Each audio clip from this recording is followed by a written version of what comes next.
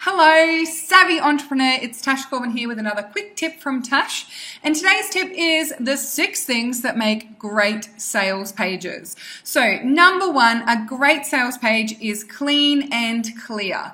Now, I've seen a lot of sales pages in my time, and I must say the ones that look like they're going to be hard work to read, where it's big chunky blocks of text, or it's just really busy and messy and I have to jump from here to here to here to here to work out what you're saying.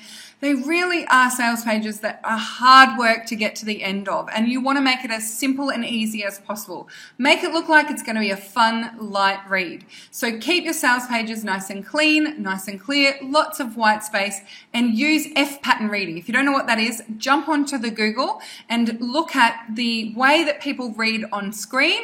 It's called F-pattern reading, and make sure that you make the most of that opportunity that F-pattern reading creates for you. Number 2, get to the point. Now, you have very limited time and space with someone when they're looking at your sales page to really connect with them and help them understand what it is that you're offering and that they are in the right place. So make sure that you really quickly, you let me know what it is that you're selling, who it's for, and what it actually achieves.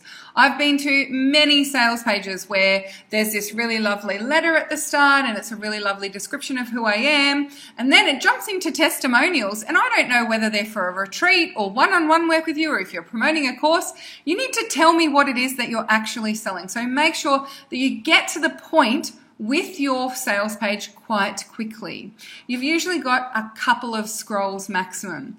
Now, number 3, include your price point. Clear, loud, and proud. You shouldn't be ashamed of your prices. Your price point is beautiful. It demonstrates your worth. Don't hide the price point away. Now, studies have actually shown when people are scrolling through a sales page, the first thing that more than 50% of people do is they scroll straight to the price and check the price, and then they go back to the top and they will scroll down. So don't make them scroll all the way to the bottom before they see the price for the first time. Put your price point a few times through your sales page and make sure that it is really clear, loud, and proud. No more pricing shame. People view your sales page through that filter of how much is this going to cost me. We want to work with consumer behavior and psychology, not try and battle against it and force people to jump through hoops before they can find out the price point. So make your price nice, clear, loud, and proud. Great sales pages also create connection, and one of the quickest ways you can do that is to include your face. So you can have video of yourself. Remember, most people won't actually watch the video. So if you do have video, don't rely on it to present a compelling part of your message. Have that reflected in the words that are on the page as well. But make sure you've got some real photos of you on your sales page and create that sense of connection. Now, one of the things you can do to really disconnect people on a sales page is create a sense of separation. I'm better than you. I've figured this out. I'm having an amazing time in my life. You're not. You're down here. You need to learn from me, and you will not be successful without me.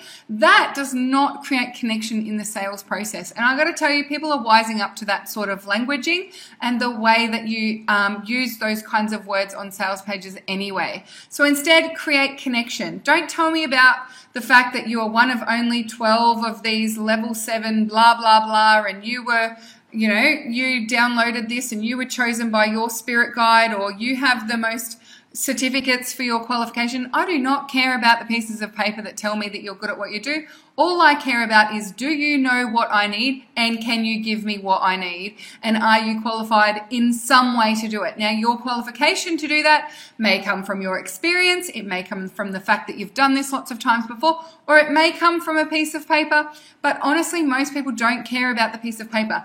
They're here for themselves. They're not here to bask in your reflected glory. Number 5, empower people to make great decisions. Gone are the days where you want to convince everyone to buy and you'll deal with the refunds. You don't want to be creating a sense of buyer remorse from people in the online business world. Now, there is a high prevalence of people giving lots of feedback online. People talk to each other.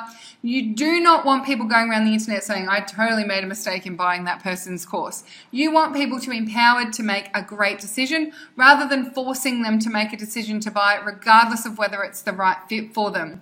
So help people to actually discern whether this is going to work for them. Your sales page should be uplifting and empowering, not you'll never succeed without me. And then number 6, great sales pages are really mindful of different buyer behaviors. So you know that you've got that friend who is a total impulse buyer and cannot say no to a great special that just popped up on her Facebook newsfeed. That's me. You also know people who research hundreds of different options before they make a decision of the thing that they're going to buy. And I bet you also know some last minute Lucies who leave everything to the last minute and just jump in because they don't want to miss out on that special. So you know that there are lots of different ways that we buy. It's the same as we've got kinesthetic learners and visual learners and audio-based learners. We also have different ways that we purchase. And you need to actually address all of those different types of buyer behavior. But you don't want to have long-winded, crazy sales pages that try to cover every angle. You need to be really discerning about what information people need to make an empowered decision. So have a think about your impulse buyers. What are the things that they're going to skip to make a decision about whether they want to buy? They're not going to read the fine print. They're not going to go and read the terms and conditions in most cases. They're just going to focus on what can I get? What's the deal? When does it end? Where do I sign up? And particularly if people love you and they know you already and they're going to sign up for everything that you do, those people only need to see the bare minimum. So how can you make that information nice and bold for them so they know what bits to skip to? And then if you've got people who are researchers, maybe you've got social buyers, so they need to see a few testimonials. Your testimonials, they can be really great testimonials, so testimonials that address what people actually want to know, and then they can be really weird and stupid testimonials, like, this person is amazing. I love her so much. Yeah, that's great that you love that person, but your testimonial hasn't actually told me whether this is a good fit for me right now. So testimonials should be from a range of different people who maybe have quite unique circumstances or feel, they have a different individual feel to them, and it addresses that, and people can put themselves in that person's shoes and say, yes, that's what I want, and that's my problem right now as well. So therefore, this course is going to be able to help me too. And then the last one, people who are that last minute, they're going to jump in. If someone is a last minute person, chances are they've read through the sales page before and then they've decided, I'll think about it. And then they're going to come back at the last minute. So number 1, you need to have other strategies to re-engage them and get them back to the sales page. And number 2, have a place for them to go and buy straight away really quickly when they do decide to jump in at the last minute. They don't need to read the sales page over again in most cases. They just need you to get to the point about where they sign up. So when you're building your sales pages, have a think about those different buyer behaviors and build the pages accordingly. Thank you so much for joining me for this quick tip from Tash. Until next time, I cannot wait to see you shine. Big love and bye for now.